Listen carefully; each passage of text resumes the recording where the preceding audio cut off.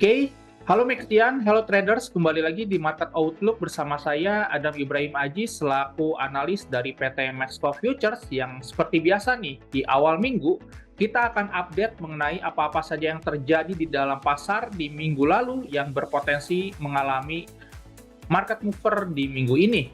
Kita tahu bahwa nilai NFP di minggu kemarin itu menunjukkan adanya suatu hal yang improvement sehingga ketika rilis NFP yang terjadi di hari Jumat yang lalu itu membuat US dollar mendapatkan sentimen yang sedikit tersupporting.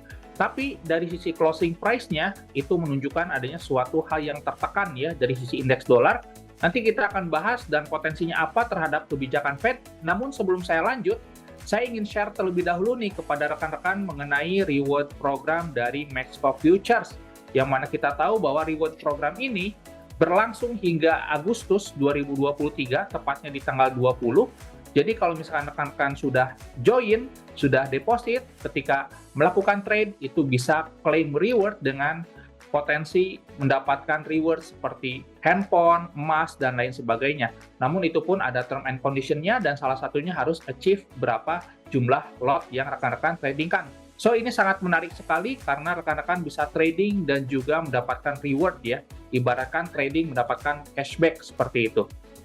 Oke, itu saja mungkin dari sisi claim reward Maxco. Kemudian saya ingin langsung saja terhadap update terhadap pasar yang terjadi baru-baru ini. Khususnya langsung kita update terhadap kalender ekonomi ya. Oke, mungkin dari sisi kalender ekonomi di minggu ini langsung fokus tertuju terhadap US CPI yang akan rilis di hari Rabu nanti, which is ini berpotensi untuk memberikan sebuah volatilitas yang cukup kencang di dalam pasar, karena kembali lagi bahwa topik utama di dalam pasar masih berfokus terhadap Federal Reserve dan juga data US itu sendiri. Dan data US yang berpotensi memberikan volatilitas itu adalah data inflasi. Kemudian di hari Kamis ini ada potensi market mover juga dari sisi pound sterling karena adanya Bank of England meeting ya. Diproyeksikan bahwa kenaikan 25 basis point sudah diekspektasikan sehingga hal ini mungkin sepanjang hari menuju hari Kamis, GBP mungkin akan mendapatkan sentimen yang sedikit tersupported ya karena ada ekspektasi bahwa Bank of England ini cenderung bersikap jauh lebih hawkish dari sebelumnya. Tapi kembali lagi bahwa topik utama ini masih terhadap US CPI. Kalau misalkan ada kenaikan dari sisi headline ataupun core CPI-nya memberikan bullish pressure terhadap US dollar itu sendiri. Kita akan lihat ya detailnya bahwa di kalender ekonomi itu tepatnya di hari Rabu akan rilis data inflation dari US atau CPI yang mana nilainya itu diproyeksikan akan tetap di sekitar 5% maksud saya. Dan dari sisi core-nya ini akan tetap juga di sekitar 5,6%. Waspadai kejutan ketika rilis data ini rilis di jam 7:30 karena ketika data ini rilis ada potensi volatilitas cukup pick up di dalam pasar. Kemudian di hari Kamis langsung ada Bank of England interest rate decision dan juga US PPI ya. Kembali lagi bahwa hari Rabu dan juga hari Kamis ada potensi pasar itu bergejolak dan percuma untuk kita terlalu menebak-nebak apakah harga akan naik atau turun karena kembali lagi ini akan tergantung sekali dari sisi data rilis itu sendiri. Kemudian di hari Jumat ditutup oleh Michigan Consumer Sentiment dan juga Inggris GDP ya, GDP UK diproyeksikan akan ada potensi stagnansi di sini di 0,1 sehingga mungkin dari sisi pound sterling itu tidak mendapatkan sedikit sentimen yang tersupported kembali. Dan kembali lagi bahwa topik utama ini masih tertuju terhadap US CPI. Dari sisi headline, kita mendapatkan adanya suatu improvement ya dari sisi gold karena kembali lagi kondisi yang sekarang itu sangat-sangat uncertain dan penuh dengan resiko sehingga ada potensi pasar itu cenderung bermain aman atau safe ya dan aset yang akan diincar itu jauh lebih ke arah safe haven aset dan salah satunya adalah gold. Kalau dari sisi komoditasnya, dari sisi currency-nya itu lebih ke arah Japanese yen dan mungkin Swiss franc.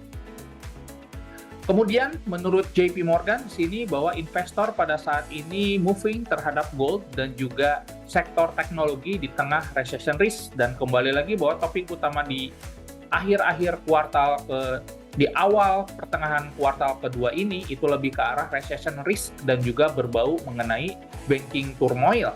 Dan aset yang akan diincar itu lebih ke arah gold, dan menurut JP Morgan selain gold itu ada tech company. Ini cukup menarik ya sebenarnya.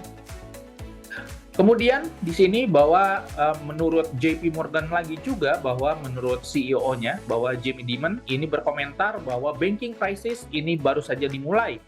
Dan saya tekankan kembali bahwa topik utama ini berkaitan dengan banking crisis dan juga recession risk. Tentu ini diakibatkan terjadi jika dan hanya jika akibat inflasi yang masih membengkak ya secara global. Dan bagaimana inflasi terdevelop ke depannya itu yang akan mempengaruhi banking crisis dan juga dari sisi recession risk itu sendiri. Oke, kembali lagi untuk headline masih penuh dengan uncertainty atau ketidakpastian sehingga ada potensi bahwa gold dan juga aset yang safe lainnya seperti Japanese yen dan juga Swiss franc mungkin sedikit mendapatkan demand, tapi kita tidak boleh boldkan suatu statement, kita pun perlu cross check terhadap teknikalnya. Kalau misalkan terdapat suatu konfirmasi yang mendukung teknikalnya, kita bisa masuk ke dalam pasar. Tapi kalau misalkan dari sisi teknikalnya tidak mendukung, ya kita wait and see saja, karena kondisi pada saat ini masih penuh dengan uncertainty seperti itu. Oke, kita beralih ke teknikalnya. Dari sisi indeks dolar, kita analisis terlebih dahulu bahwa dari sisi indeks dolar ini masih konsolidasi di sekitar level 101 hingga 102, dan kalau misalkan kita lihat bahwa secara price chart-nya di time frame yang jauh lebih kecil, saya akan ubah ke time frame H1 bahwa ada potensi bahwa dari sisi indeks dolar ini ada potensi untuk kembali revisit kalau misalkan break dari level 101.1 di sini. Akan tetapi kalau misalkan support 101.1 ini bisa bertahan, bounce back menuju level 101.5 kembali ini cukup besar ya. Dan kembali lagi bahwa menjelang hari Rabu nanti itu ada potensi market cenderung bergerak sideways karena ada aktivitas yang namanya wait and see dari beberapa institusi dan juga beberapa investor lainnya seperti itu. Kemudian kita akan bahas gold ya, karena gold ini merupakan suatu aset yang jauh lebih diincar oleh pasar pada saat ini karena di tengah kondisi ekonomi yang sangat penuh dengan resiko, berpotensi untuk membuat gold kembali menguji all time high levelnya ya.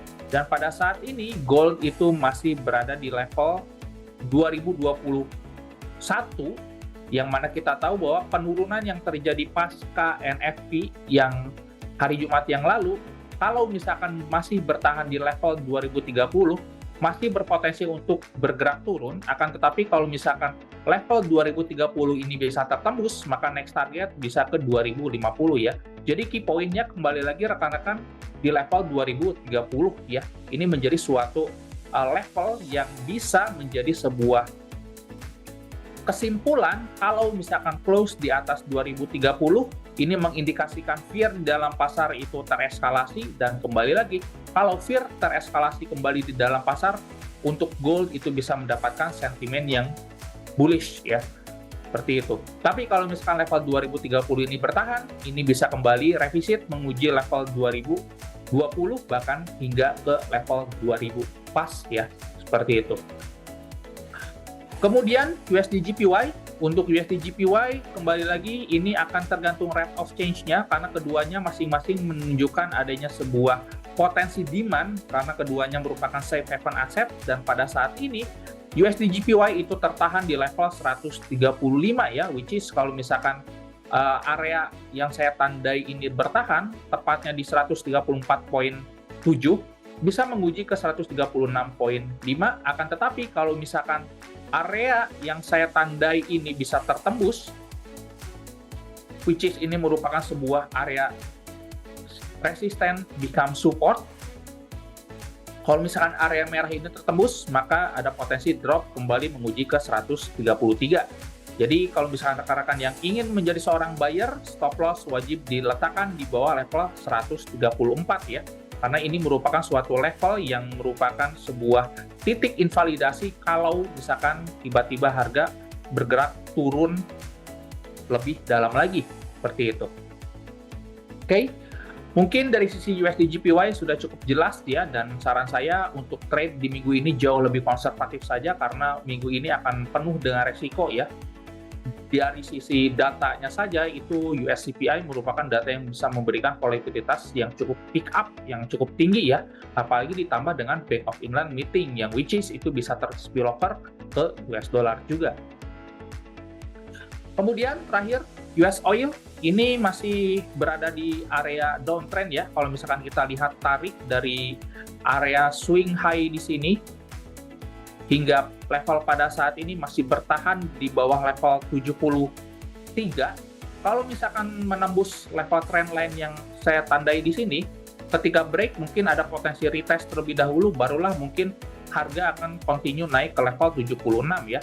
Akan tetapi kalau misalkan level trendline ini bertahan, tepatnya di level 73 something, maka ada potensi untuk kembali revisi turun ke level 68 ya, ke area ini. Which is ini merupakan area support yang beberapa kali di area ini harga sempat tertahan ya. Tapi kalau misalkan kita lihat impuls seperti ini, wait and see saja terlebih dahulu, karena bila mana kita ingin melakukan pembelian pun tidak ideal karena harganya sudah begitu naik. Tapi kalau misalkan kita ingin melakukan penjualan pun belum ada konfirmasi yang menunjukkan adanya harga akan berbalik. So wait and see saja terlebih dahulu dari sisi oil, karena secara technical price chart-nya tidak mendukung kita untuk mengambil posisi pembelian maupun penjualan. Oke, itu saja mungkin dari sisi market update yang mungkin kita bisa waspadai, dan kembali lagi bahwa topik utama akan terjadi di hari Rabu ketika rilis data US CPI, data yang menunjukkan adanya kenaikan kembali dari sisi inflasi. Mungkin ini ada potensi memicu volatilitas yang cukup pick up. Saya tidak bisa katakan US dollar akan cenderung bullish atau bearish, karena kembali lagi bahwa pasar itu akan selalu memiliki kesimpulannya tersendiri karena terdiri dari beberapa partisipan pasar ya. Outcome-nya itu akan tergantung sekali dari sisi data. Kalau misalkan jelas datanya ini seragam menunjukkan adanya improvement, baru bisa kita simpulkan bahwa US dollar mungkin ada potensi untuk bergerak bullish. Tapi kalau misalkan seragam data di sini menunjukkan adanya penurunan, maka ada potensi US dollar itu bergerak bearish. Tapi kalau misalkan mix, inilah yang kita perlu kaji data lebih dalam lagi, karena ketika mix di sini ada potensi uncertainty di dalam pasar yang mungkin akan memicu pergerakan teknikal itu cukup chaos ya, seperti itu. Oke, mungkin sudah cukup jelas ya market outlook di hari ini. Semoga rekan-rekan bisa menjaga MM dengan baik. Happy trading, safe trading. Assalamualaikum warahmatullahi wabarakatuh.